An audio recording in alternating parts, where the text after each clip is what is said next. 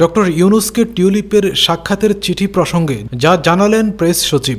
British MP ও পতিত সরকারের প্রধানমন্ত্রী শেখ হাসিনার ভাগ্নি টিউলিপ সিদ্দিকী অন্তর্বর্তীকালীন সরকারের প্রধান উপদেষ্টা ডক্টর মোহাম্মদ ইউনূসের সাথে তার লন্ডন সফরকালে সাক্ষাৎ করতে চান বলে গণমাধ্যমে খবর প্রকাশিত হলেও প্রেস সচিব শফিকুল আলম জানিয়েছেন, সরকার এখনও এ ধরনের কোনো চিঠি পায়নি। প্রধান উপদেষ্টার প্রেস সচিব বলেন, আমরা এমন কোনো বিষয়ে মন্তব্য করতে পারি না যা আমরা দেখিনি। তিনি রোববার সন্ধ্যায় সামাজিক যোগাযোগ মাধ্যম ফেসবুকে এক স্ট্যাটাসে কথা বলেন। এর আগে ব্রিটিশ গণমাধ্যম দ্য গার্ডিয়ানের খবরে বলা হয়েছে, টিউলিপ সিদ্দিক লন্ডনে ডক্টর মোহাম্মদ ইউনূসের সাথে সাক্ষাতের সুযোগ চেয়েছেন।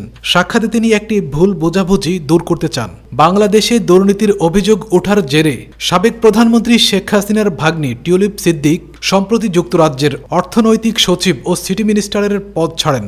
এর আগে বাংলাদেশের দুর্নীতি দমন কমিশন অভিযোগ তোলে, তিনি বা তার মা শেখ রেহানা ক্ষমতা ও প্রভাব খাটিয়ে ঢাকা শহরে ৭,২০০ বর্গফুট জমি নিয়েছেন। যদিও এসব অভিযোগ রাজনৈতিক উদ্দেশ্য প্রণোদিত ও ভিত্তিহীন বলে দাবি করেছেন টিউলিপ।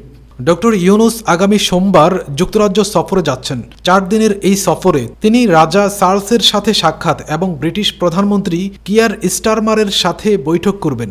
খবরে দাবি করা হয়, এর ফাঁকে তার সাথে দেখা করার সুযোগ চেয়েছেন টিউলিপ।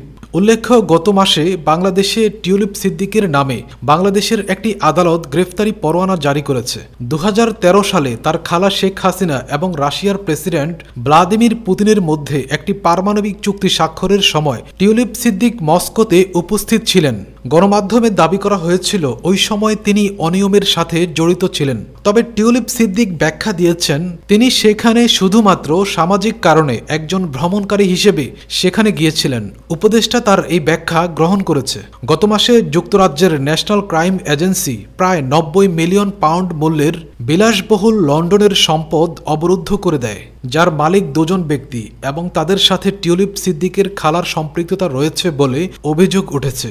বাংলাদেশের টানা ১৫ বছর প্রধানমন্ত্রীর পদে ক্ষমতায় থাকাকালীন শেখ হাসিনা মানবতা বিরোধী অপরাধে জড়িত ছিলেন বলে অভিযোগ আনা হয়েছে।